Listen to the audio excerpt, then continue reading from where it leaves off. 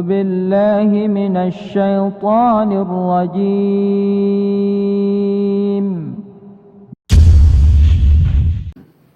Ya, Hisham bin Abdurrahman yang memerintah dari tahun 788 sampai tahun 796 Masehi. Tahun 788 sampai 796 Masehi. Ini udah lama sekali ya. Zaman sekarang ke zaman itu makan waktu 1300 tahunan gitu. Ini cerita yang udah sangat lama gitu tuh. Tetapi orang-orang ini masih dikenang gitu. Karena memang melakukan sesuatu yang besar gitu orang-orang ini. Sehingga sampai sekarang itu masih dikenang, namanya masih disebut-sebut. Kita lihat data-datanya.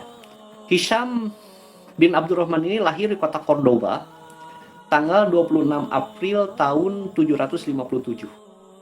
Nah, jadi beliau ini lahir di Cordoba tahun 757. Dia tidak lagi menyaksikan berbagai pembantaian terhadap Bani Umayyah oleh Bani Abbasiyah.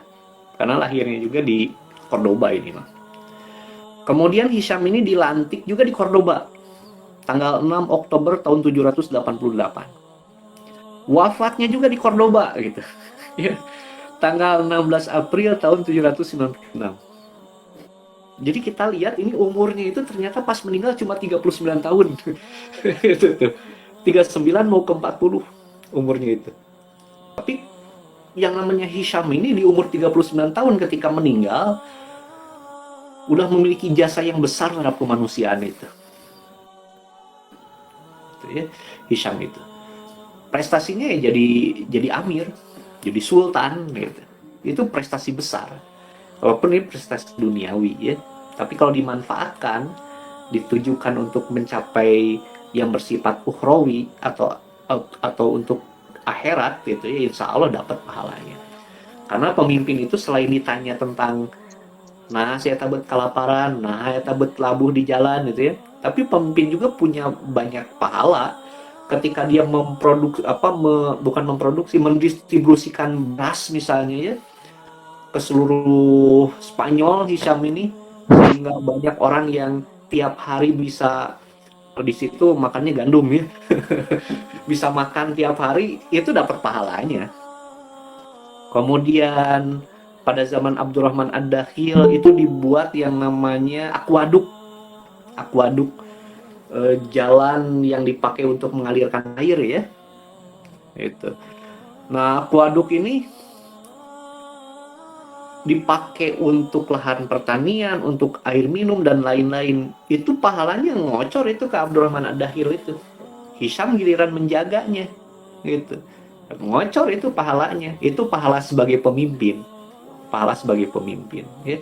Emang imbang antara pahalanya yang gede dan dosanya yang gede itu jadi pemimpin itu ya. Nah, jadi baik-baiklah ketika jadi pemimpin gitu, biar itu menjadi ladang pahala nanti di hari kiamat ya.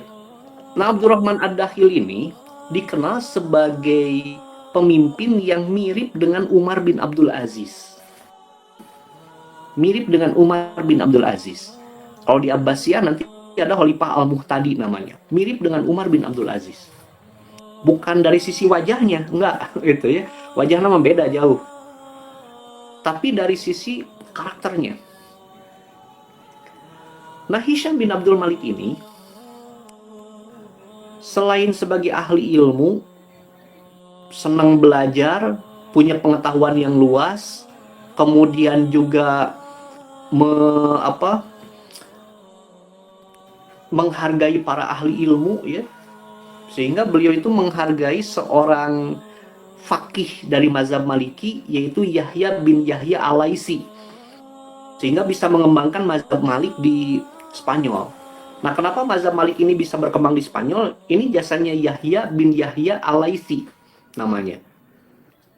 Jadi Yahya bin Yahya Al-Laisi ini orang Spanyol yang kemudian pergi ke kota Madinah belajar kepada Imam Malik. Belajar kepada Imam Malik.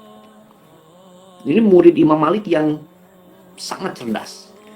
Suatu hari di kota Madinah itu kedatangan apalah gitu, sirkus atau apa gitu ya, dan membawa seekor gajah. Ketika gajah ini lewat di ruang belajarnya Imam Malik, itu kan memunculkan suara berdebum gitu ya, boom, boom, boom, wah, sehingga murid-murid Imam Malik itu semuanya keluar kelas. Nah ini di Madinah di zaman belum ada polusi suara, ada gajah lewat atau suarana itu ya, bising sekota itu. Makanya murid-murid Imam Malik itu semuanya pada keluar, kecuali Yahya bin Yahya Al-Laitsi ini nggak keluar. Imam, jauh-jauh saya di Spanyol ke dia ke Madinah, lain rek ningali gajah, saya mah rek nengan ilmu tidinya gitu. Mau nyari ilmu dari Anda seperti itu tuh, bukan mau lihat gajah katanya. Gitu ya. Kagum Imam Malik dengan jawaban ini gitu ya. Nah, ini keseriusan penuntut ilmu, dan jadi kan akhirnya mah jadi imam di Spanyol itu Yahya bin Yahya Al-Laitsi, dan menyebarkan mazhab Malik di Spanyol, menggantikan mazhab Auza'i gitu. Emang apa bedanya? Wallahu a'lam ya. Karena mazhab Auza'i ini udah lenyap. Kenapa bisa lenyap? Karena nggak ada yang meneruskan. Murid-muridnya malah membentuk mazhab baru. Di antara muridnya itu Imam Malik, itu muridnya Imam Auza'i. Imam Sufyan bin Uyainah, itu muridnya Imam Auza'i. Itu punya metode sendiri dalam fikih gitu tuh. Punya metode sendiri dalam fikih. Nah, ketika mereka punya metode, punya pengikut, jadi mazhab gitu. Nah, jadi beliau itu ahli ilmu, senang pada orang yang berilmu, tapi beliau juga ahli amal. Beliau tuh ahli amal. Beliau tuh kalau ada perintah-perintah Allah itu dijalankan segera. Ya. Begitu azan gitu ya, ngomong azan, sholat, beliau pergi ke masjid gitu. Ya, beliau tuh tidak pernah menunda-nunda perintah dari Allah, ahli amal. Kemudian beliau itu gaya hidupnya sederhana, nggak suka jadi ya, sederhana gitu tuh. Sederhana. Beliau itu pakai baju yang paling murah harganya. Kemudian beliau itu tiap hari jalan-jalan, tapi bukan traveling, bukan jalan-jalan di kota Cordoba ya, itu mengunjungi masyarakat, kemudian ngobrol sama masyarakat gitu ya, apa keluhannya, apa harapannya gitu. Ketika menemui orang miskin, cepat-cepat beliau kemudian memberikan bantuan gitu ya. Ya seperti itu orangnya. Mirip Umar bin Abdul Aziz, mirip Umar bin Khattab, mirip Al-Muqtadi nanti. Di masa depan ada Khalifah Bani Abbas namanya Al-Muqtadi. Ya, mirip Al-Muqtadi. Al-Muqtadi itu dari hari pertama jadi khalifah sampai hari terbunuh puasa tiap hari. Gitu tuh, Khalifah Al-Muqtadi. Puasa tiap hari, dan ketika buka itu ya, ketika buka nggak salah gitu, yang namanya Abdurrahman Ad-Dakhil itu milih anaknya yang namanya Hisham. Jadi walaupun Abdurrahman Ad-Dakhil ini milih sistem monarki, milih sistem kerajaan, tapi tetap dipadukan dengan meritokrasi gitu tuh. Jasa dan kemampuan seseorang dalam memimpin. Beliau milih anaknya yang paling mampu. Bukan yang tertua, tapi yang paling mampu. Gitu ya, yang paling mampu, yaitu Hisham. Nah, sederhana orangnya itu. Kemudian suka bertemu langsung dengan masyarakat, mendengar pengaduan mereka gitu ya, ngasih bantuan langsung gitu ya, tanpa diwakilkan ke yang lain, langsung turun. Orangnya ramah gitu. Tapi kalau datang panggilan perang, beliau pergi ke medan perang, memimpin gitu, memimpin pasukan. Jadi pemberani orangnya, ya, pemberani, nggak pakai dan tangguh gitu, jadi iklan ya sama. Pemberani dan tangguh gitu ya. Ini Hisham bin Abdurrahman Ad-Dakhil, seperti itu. Bapaknya itu namanya Abdurrahman bin Muawiyah bin Hisham bin Abdul Malik bin Marwan bin Hakam bin Abul As bin Umayyah, sehingga disebut Bani Umayyah karena ujungnya ke Umayyah itu. Umayyah itu anaknya Abdi Syam itu anaknya Abdul Manaf. Abdul Manaf itu nenek moyangnya Nabi juga. Muhammad bin Abdullah bin Abdul Muthalib bin Hashim bin Abdul Manaf gitu. Jadi Bani Umayyah itu ketemu sama Nabi, nasabnya di orang yang namanya Abdu Manaf. Itu ya. Jadi ada kesamaan nasab. Nah, nanti di berbagai buku sejarah itu disebutkan bahwa Bani Hashim dengan Bani Umayyah itu bermusuhan sejak dulu. Itu sebetulnya cuma mitos saja. Sebetulnya Bani Umayyah dan Bani Hashim itu justru teman dekat sebelum masa Islam itu. Teman dekat. Gitu ya. Sehingga kita lihat yang namanya Abu Sufyan itu temenan sama Abbas itu. Itu menunjukkan bahwa dua suku ini sebetulnya gak musuhan. Tapi di beberapa buku sejarah itu dibesar-besarkan bahwa permusuhan Bani Umayyah dengan Bani Hashim itu emang udah berakar dari zaman dulu katanya, sebelum periode Islam.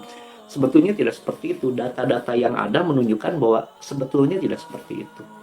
Ya, tidak seperti itu. Nah, itu bapaknya. Ibunya namanya Halul.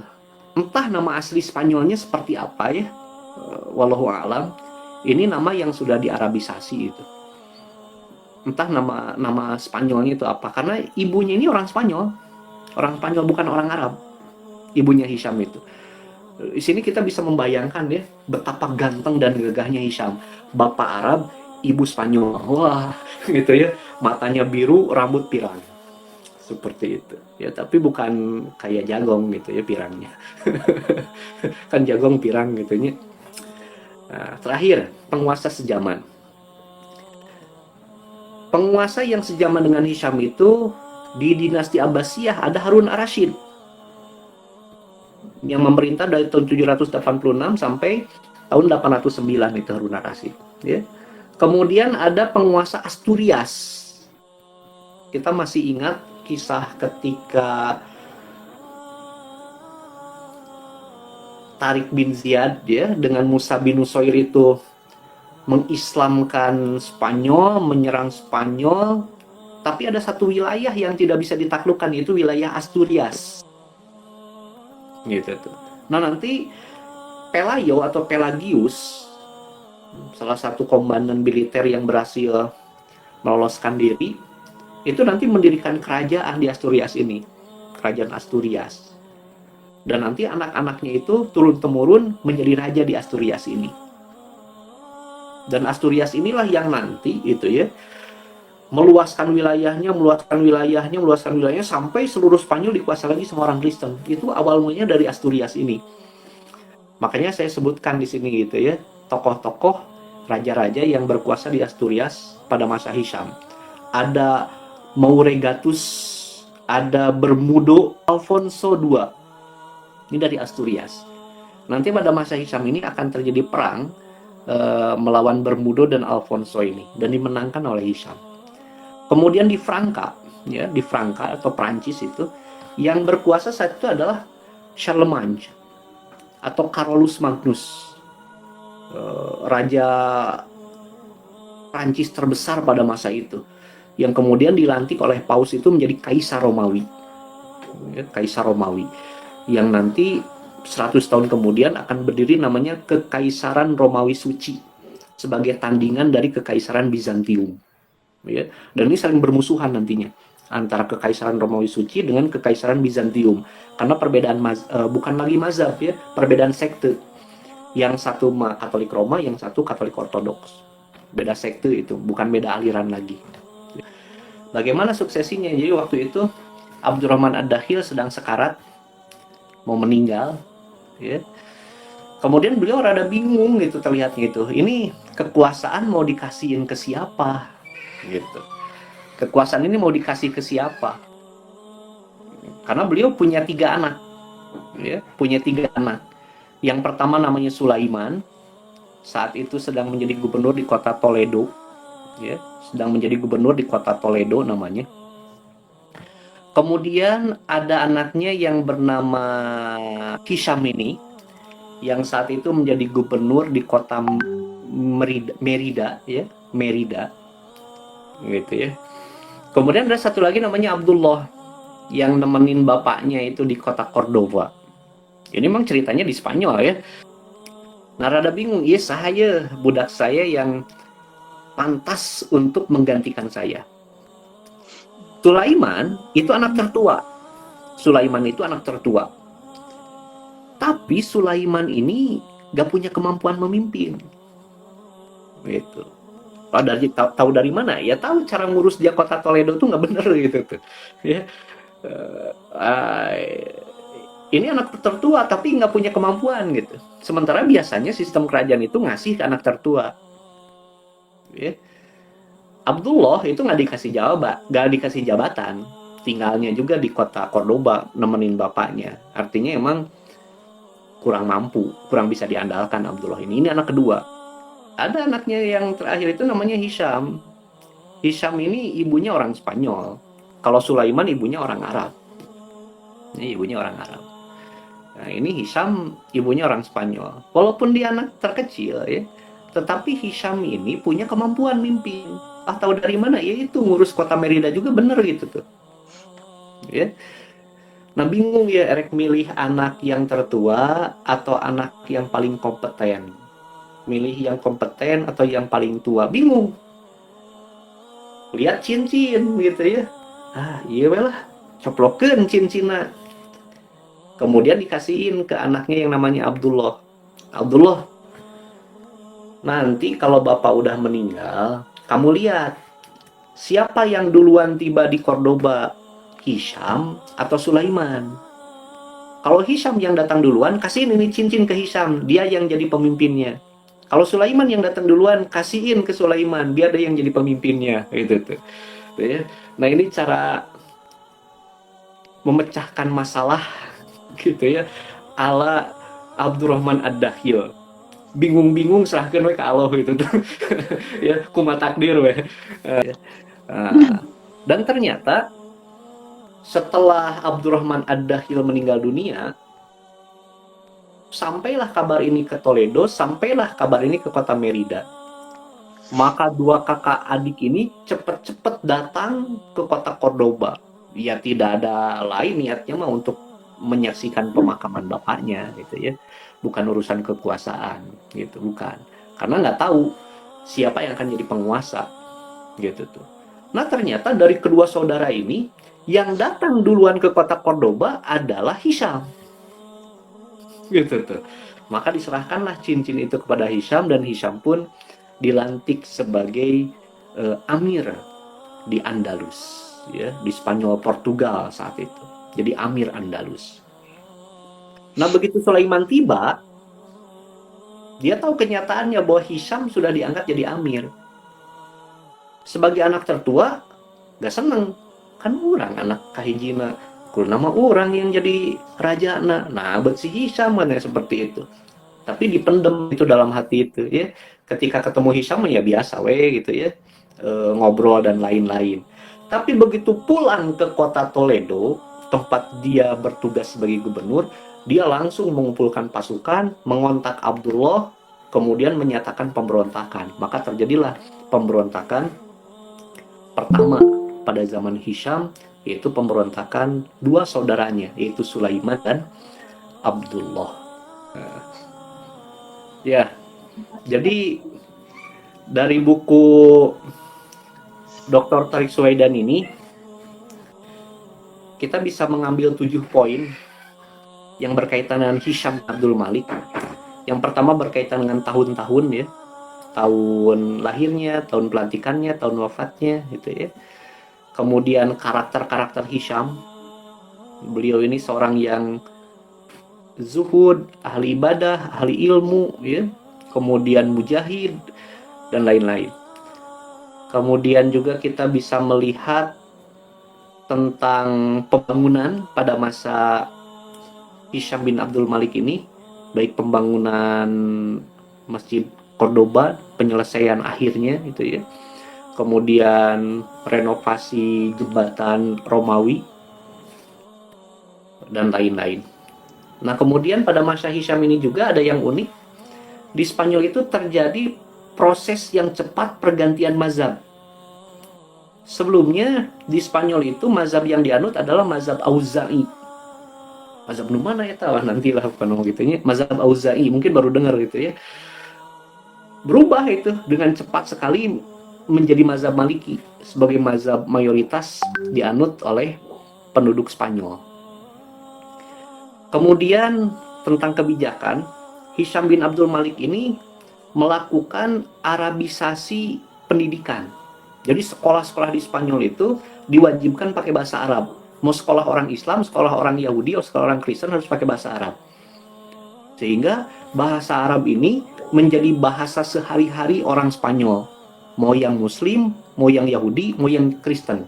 Ya, dan semua orang itu bahagia gitu menggunakan bahasa Arab, kecuali sedikit sekali yang tidak bahagia menggunakan bahasa Arab. Gitu ya. Lalu ada kisah perang-perang, baik perang internal tadi seperti melawan para pemberontak dari kalangan saudaranya sendiri, ya. Kemudian ada pemberontakan di Saragossa nanti, lalu ada pemberontakan barbar, 3 pemberontakan. Ada juga perang melawan musuh eksternal, yaitu perang melawan Asturias di utara, juga perang melawan orang-orang Frank, ya, Prancis sekarang itu. Dan yang terakhir suksesi dari Hisham ke Hakam.